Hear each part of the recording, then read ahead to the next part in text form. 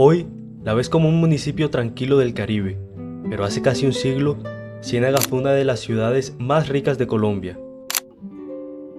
Ubicada entre la Sierra Nevada y el mar, Ciénaga se convirtió en un corredor estratégico para el comercio. Todo ese esplendor tuvo un origen, el banano, el llamado oro verde que transformó el Magdalena, atrajo empresas extranjeras, generó miles de empleos y reconfiguró la vida de todo un territorio. Cuenta la gente, y eso es verdad, que ese fruto que llamaron el oro de Colombia, el oro de Ciénaga, generó tantas expectativas que lo utilizaban para hacer tajadas, mazamorra. Yo les confieso algo, que aquí en Ciénaga la mayoría de la gente de esa época, que estamos quedando muy poco, nos alimentaban con mazamorra de guineo verde y la vendían en las tiendas. Pues, un fruto generoso. Cuentan los abuelos. Después de una época próspera, muy próspera de Ciénaga, donde se permitió también, además de eso, que llegaran oleadas de gente del interior a trabajar en las bananeras. Se empezaban a cultivar el guineo. Ciénaga, capital del realismo mágico, y ese guineo que hizo parte de la historia de nosotros. El ferrocarril llega porque se hace necesario transportar ese banano. Y ese es el punto donde la historia cambia de rumbo. El ferrocarril no solo transportaba banano, transportaba sueños, familias, futuro. Era la vena que mantenía viva a Ciénaga. Recuerdo perfectamente la estación del ferrocarril. Tenía unos 8 años y muchas veces tomamos el tren con mi mamá para ir a Santa Marta y a la zona bananera. Era alucinante ese paseo. La estación era muy bonita, con bancas en su interior de madera. Allí descansaban los viajeros mientras esperaban el tren. Estaba rodeada de árboles frondosos. Era un espacio abierto y cómodo donde había gente de todas partes. La gente se movía cuando asomaba el tren que entraba por los playones de Guacoca. Ahí aminoraba la velocidad porque entraba en el área urbana. El pito de las máquinas de vapor era música para los oídos. Actualmente me da mucha tristeza ver la estación de esta manera, ya que como podemos observar, se ve muy sucia, está muy contaminada y está demasiado abandonada. Y honestamente no me imagino, viendo cómo está actualmente, no me imagino que un tren pasó por este lugar. Entre quienes lo vivieron y quienes hoy lo cruzan sin saberlo, la estación guarda una historia que está a punto de revelarse. Porque detrás de la riqueza del banano, detrás del esplendor de estas casonas, hubo un episodio que Colombia prefirió olvidar. Un hecho que marcó para siempre a este pueblo. Y la estación lo vio todo.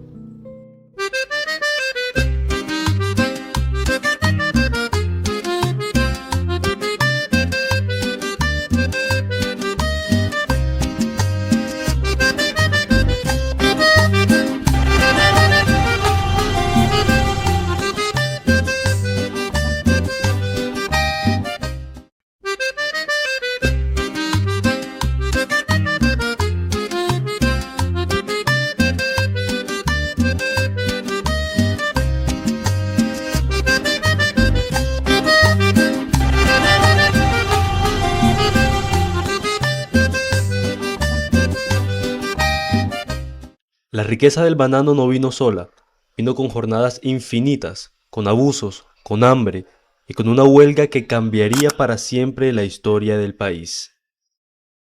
En diciembre de 1928, miles de trabajadores exigieron lo mínimo, Un salario justo, un techo para dormir y que los trataran como personas, no como parte de la carga.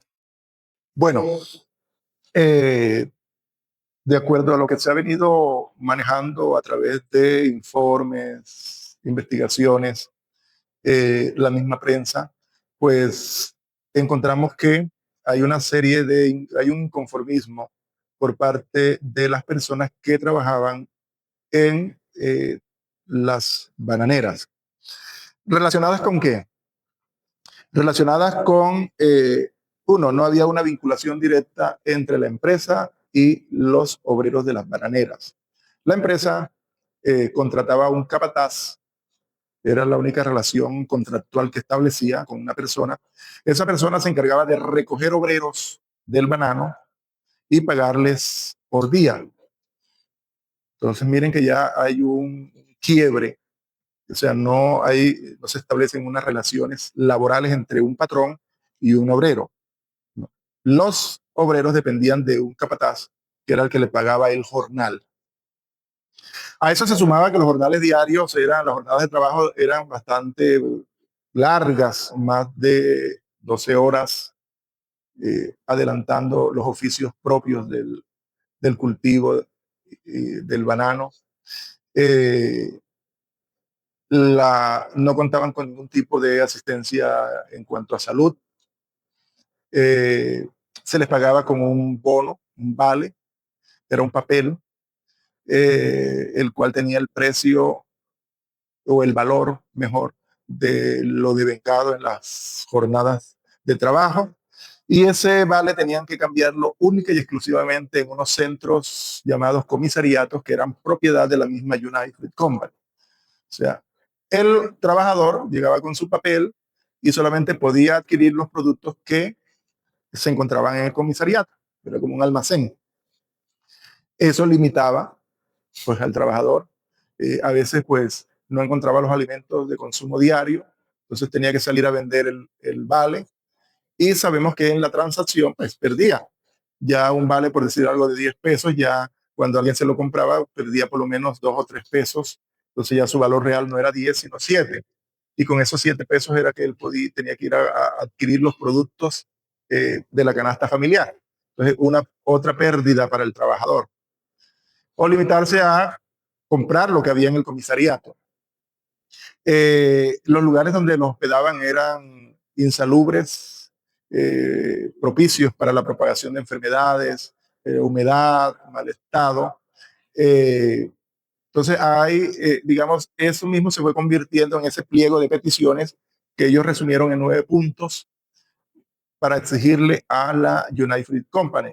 Y dentro de los más importantes era la contratación directa y la reducción de la jornada laboral. Ese fue como el caldo de cultivo a la huelga, que posteriormente se decreta el 11 de noviembre y que se inicia a partir del 5, no, termina con la masacre en la madrugada del 6 de diciembre de 1928. Entonces, miren, tenemos un contexto, digamos, como nefasto laboralmente para el trabajador.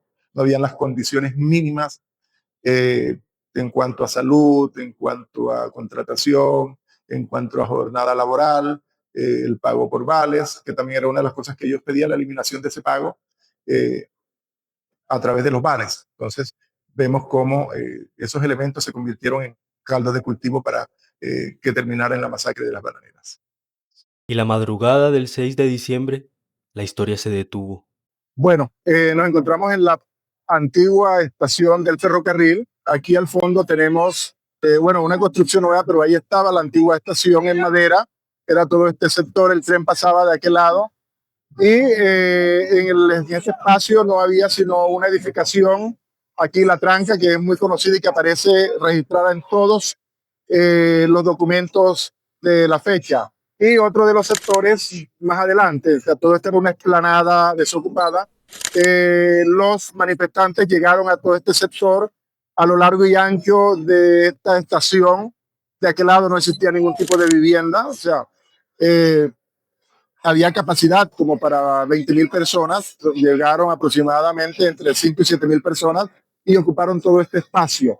De acuerdo a las narraciones, el ejército ingresó por esta carrera, se apostó a lo largo y ancho de la calle y desde ahí dispararon a la masa inerme que estaba concentrada en todo este espacio. Entonces, incluso se habla de que sobre la tranca instalaron también una ametralladora de balas pum pum, que son como que unas balas bastante grandes que destrozan.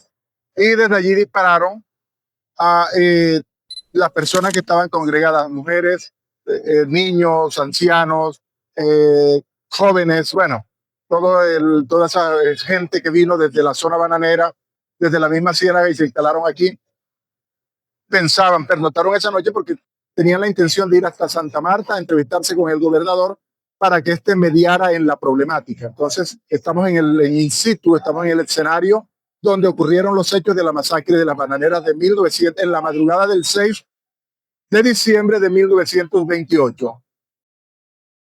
¡Fuego! Mataron miles, pero apenas aparecieron 9. El número oficial, 9. El número del pueblo, incontable. Durante décadas, la masacre fue negada, minimizada o borrada de los libros. Pero aquí, en Ciénaga, nunca dejó de recordarse. Aquí nadie olvida. La estación lo vio todo. Fue ruta del banano y ruta de la muerte. Por aquí pasaron los cargamentos que hicieron rica una región. Y también los cuerpos de quienes dieron la vida trabajando. Contaba mi abuelo que él estaba en su reparto, iba saliendo de la fábrica cuando se escucharon las detonaciones, pero bueno, eso no llamó tanto la atención. Cuando de pronto venía una avalancha de personas corriendo, manifestando lo que había pasado en la estación. Eran manifestantes.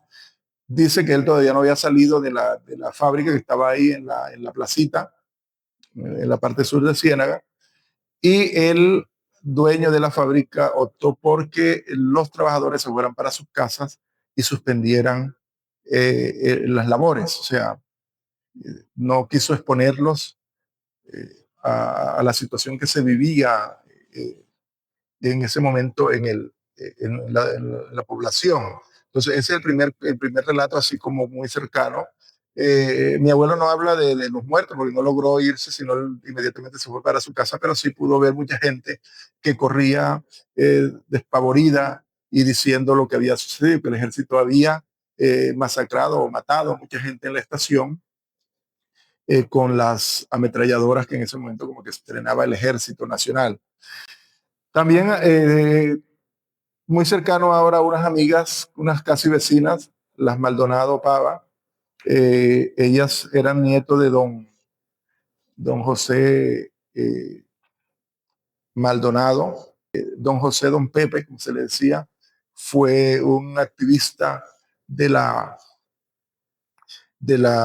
huelga, un activista de la huelga, estaba vinculado al ferrocarril y ella narra lo que su abuelo en el patio de la casa narraba junto con algunos amigos que posteriormente que participaron en la huelga, que posterior al año 29 se reunían en el patio a conversar sobre el hecho. Era una cosa muy, dice ella, que era muy secreta. O sea, era un tema que estaba vedado, vetado públicamente en Ciénaga. Nadie hablaba de eso y si alguien iba a referirse, todo el mundo pedía que se guardara silencio. O sea, quedó la gente traumatizada porque también se adelantaron algunas acciones de persecución. Y la persona que encontraran hablando, pues la metían presa. Entonces la gente optó por sellar el tema. Solamente en los grupos, en pequeños grupos, se iban como a hablar, como a hacer reminiscencia, y eso sucedía en el patio de los Manjarres, de los Maldonado Manjarres. La masacre no quedó enterrada, sigue viva en cada relato, en cada familia, en cada rincón de Ciénaga. Hoy, lo único que recuerda oficialmente lo ocurrido es un monumento olvidado y desgastado, pero la memoria del pueblo no se borra ni con pintura mal aplicada. Bueno, yo creo que el espacio demuestra el abandono estatal que sufren muchas comunidades. La no intervención del Estado sobre algunas poblaciones, algunas comunidades. Se encuentra en un estado deplorable, digamos, en malas condiciones. La estación fue testigo de la grandeza del ferrocarril y también de uno de los episodios más dolorosos del país. Con el tiempo, lo que se perdió no fue la historia, sino el cuidado.